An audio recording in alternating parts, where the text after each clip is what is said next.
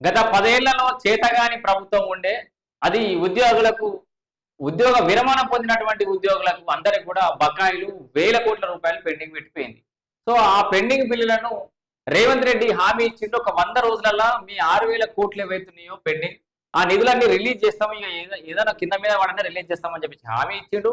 ఇచ్చిన హామీ ప్రకారం 100 రోజులలో 6,000 కోట్ల రూపాయలని నిధులను కూడా రిలీజ్ చేసినట్టుగా డిప్యూటీ సీఎం బట్టి విక్రమార్క అయితే అనౌన్స్ చేసిండు. చివరి దశలో 2,000 కోట్ల, సో 2,000 కోట్ల దాకా ఏమో రిలీజ్ చేసినట్టున్నారు. సో దానికి సంబంధించిన వార్త ఇది. ఉద్యోగుల పెండింగ్ బిల్లకు మరో 2,000 కోట్ల రూపాయలు.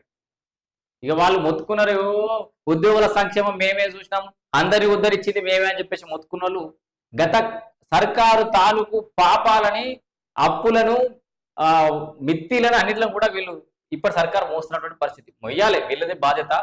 కానీ అంత అధ్వానం చేసిపోయారు అనడానికి ఇదొక ఉదాహరణ. 100 రోజుల్లో 6,000 కోట్ల రూపాయల విడుదల హామీని నిలబెట్టుకున్న ప్రభుత్వం అని చెప్పేసి అయితే బట్టి విక్రమార్క చెప్తుండు.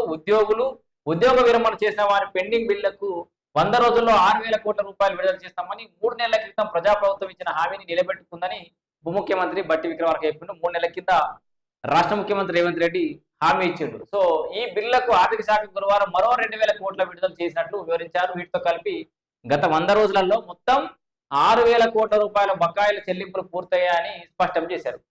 సో ఇది కదా, ఉద్యోగ సంఘాల నాయకులు కూడా హర్షం వ్యక్తం చేస్తున్నారు.